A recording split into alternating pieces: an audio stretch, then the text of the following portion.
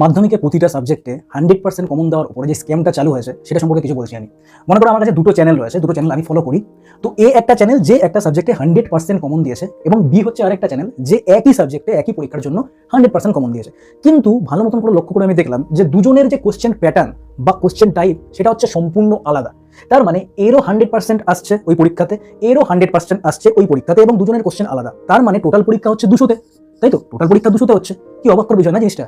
Total পরীক্ষা হচ্ছে 200-তে, আর তোমরা একটুখানি বুদ্ধি না লাগিয়ে ওই সমস্ত জিনিসই দেখে যাচ্ছ ঘন্টার পর ঘন্টা, যে কমন কি করে পাওয়া যায়, সাজেশন কি করে পাওয়া যায়। এতে যারা ভালো স্টুডেন্ট বা যারা এভারেজ টাইপের স্টুডেন্ট তাদের প্রত্যেকেরই ক্ষতি হচ্ছে চরম লেভেলে। তারা হয়তো পড়তে যাচ্ছে কোনো একটা জিনিস, কিন্তু যখনই দেখছে যে 100% কমন, বা তাহলে শুধুমাত্র এটাই পড়ি, তো এটা পড়ে যাচ্ছে পরীক্ষা দিতে, পরীক্ষা দেখছে না, কমন তো আসেনি ঠিক মতন করে, তাহলে ক্ষতিটা কার হলো? তোমাদের হলো। কিন্তু এই যে চ্যানেলগুলো রয়েছে এদের ভিউয়ার সাবস্ক্রাইবার কিন্তু প্রচুর পরিমাণে বাড়ছে। তো এরপর আমি চ্যানেলদেরকে বলবো প্লিজ প্লিজ অন্তত বাচ্চাদের সঙ্গে এই জিনিসগুলো করবেন না। হ্যাঁ, আপনি বলুন যে এটা ইম্পর্টেন্ট জিনিসগুলো বারবার করতে বলুন, সেটা আলাদা জিনিস, কিন্তু কমন দিয়ে দেবেন, সাজেশন দিয়ে দেবেন 100%, এটা সম্ভব না।